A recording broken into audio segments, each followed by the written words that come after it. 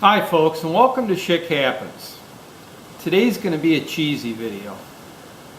I can promise you that. No, really. It's going to be cheesy. I just got back from Walmart and I picked up a bunch of blocks of Swiss cheese. And then I'm also a big pack of string cheese. And what I'm going to do today is cold smoke it. So stick around on Shit Happens and see how I smoke cheese.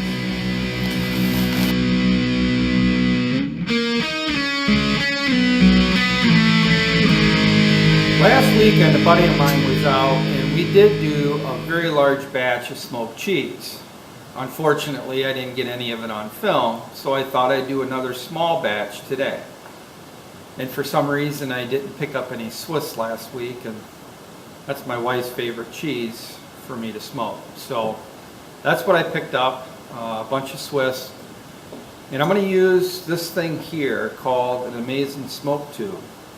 You can pick these up online for $15 to $17. It's just a perforated tube that you put wood pellets inside of this and basically just smokes. There's really not a lot of heat to it. Now you can order the pellets for that Amazing Tube or whatever other brand you decide to go with if you want to try this. But I think ordering the pellets online, it gets pretty salty. They're quite expensive for a very small bag. So what I found is this Pit Boss barbecue hardwood pellets. I picked this 40-pound bag up at Menards, I think a year ago, for 16, 17 bucks. Maybe it wasn't even that. It was towards the end of season, so maybe it was on clearance. But this bag will last me a lifetime. Kind of looks like rabbit food or pellets or something. And I do keep this stored inside my wood shop simply because I have a dehumidifier running in here 24/7. All I'm going to do is fill this, well, I'm going to fill it almost to the top, probably leave about an inch space here with these pellets. The only other things I'm going to need is a little blowtorch. Going to need some foil. The only other thing I'm going to need is just a cheap charcoal grill. And no, we're not using any charcoal. And I'm going to move this outside. The only reason that I like using foil, well, there's a couple reasons. Even though that tube doesn't generate a lot of heat, it does generate some heat. And this will help act as a barrier. The smoke will get around it, but this will help as a barrier to prevent the interior temperature on that cheese getting above 90 degrees. And I don't want that. I don't want the cheese to melt. And halfway through the smoking process, having this foil on there also makes it a little easier to flip the cheese over.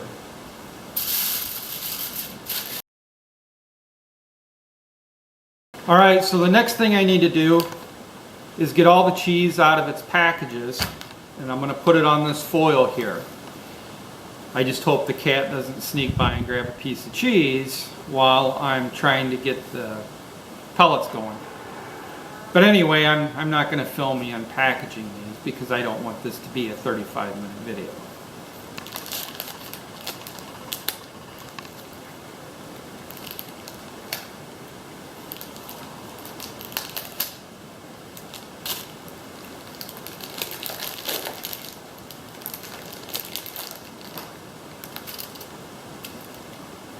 Alright, so next I'm going to get the grill outside and then get that tube of pellets fired up.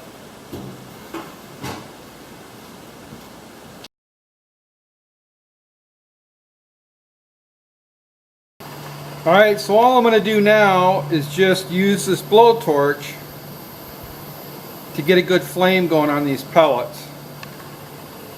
And once it starts flaming, I'm going to let it sit upright and let it flame for about 2 minutes just to make sure that it'll keep smoldering. Piano, you're not in that cheese, are you?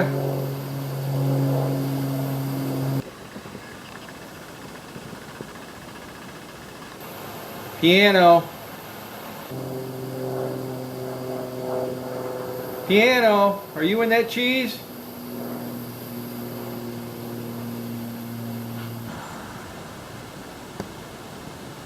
Alright, I've let this burn for a couple minutes. There's still a flame on there. But I'm going to go ahead and blow this out and get it inside the grill.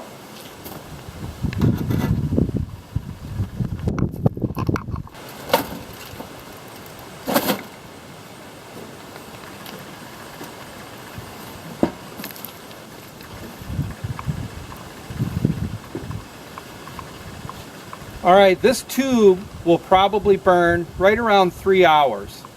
So in an hour and a half, I'm going to come back and flip the cheese and then roll the sticks a little bit just to let smoke infuse on the other side. And again, I want to keep an eye on it because I don't want the internal temperature in here to get above 90 degrees, 91 degrees, otherwise the cheese will start melting, and I don't want that. Well, all I have to do is keep myself busy for the next 3 hours. I'm just not sure what I'm going to do yet.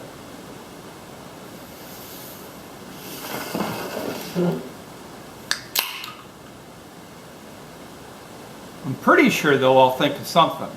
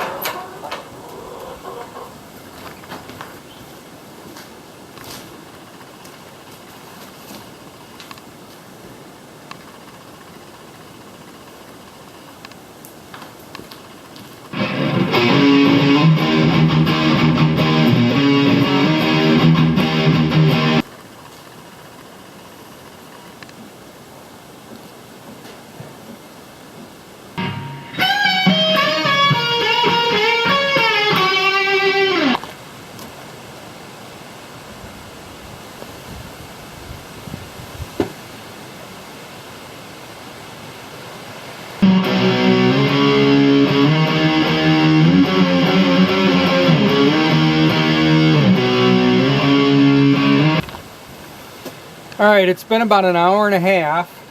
I'm going to go ahead and flip all these, the blocks, and then roll the sticks a little bit.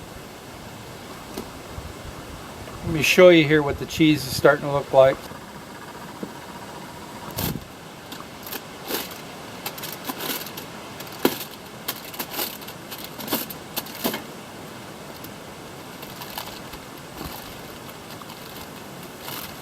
Alright, so I got everything flipped or rolled. You could see it was just starting to get a little yellow tint to it, maybe, and that's the smoke sticking to the cheese. So I'm going to give this another hour, hour and a half, and when that's done, I'm going to pull all those off, put them in some Ziploc bags, get them in the fridge, and let them sit overnight.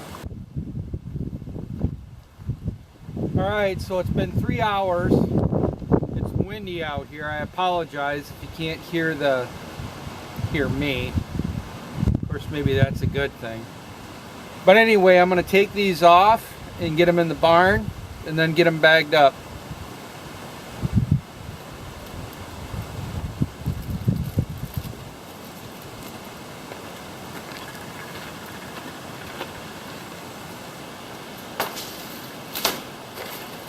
All right, so as I just mentioned, I'm going to get these put into some gallon Ziploc bags.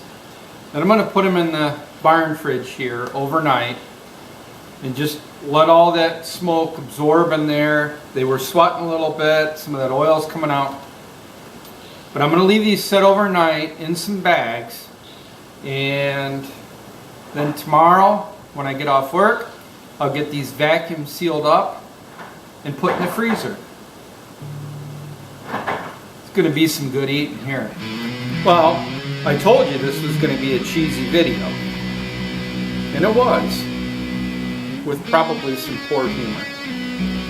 But I do appreciate you sticking around, checking it out, and if you can, like it, share it, and if you haven't already, please subscribe.